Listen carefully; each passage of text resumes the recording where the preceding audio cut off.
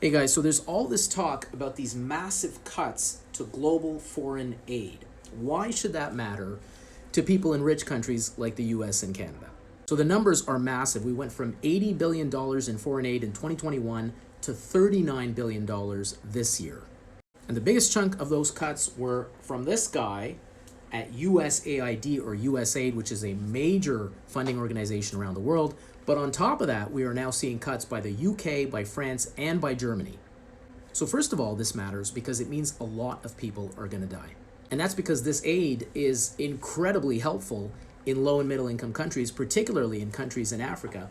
This study from The Lancet showed that USAID alone saved 91 million lives from 2000 to 2021, including 31 million kids under 5 years old. What they also showed is that with the cuts that USAID has made, basically completely eliminating 83% of their programs, 14 million people will die in the next 5 years that would not have otherwise died, and that includes 4.5 million kids under 5.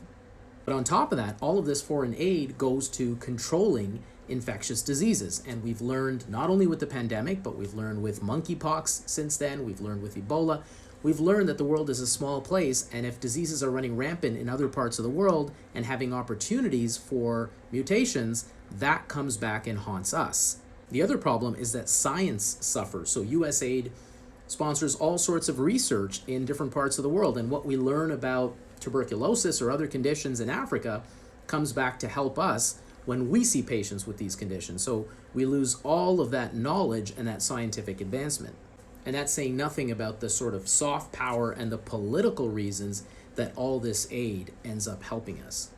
So if saving millions of lives is not enough reason, there are selfish reasons for rich countries to partake in this kind of aid. And with the cuts that we are seeing, all of us will pay a price.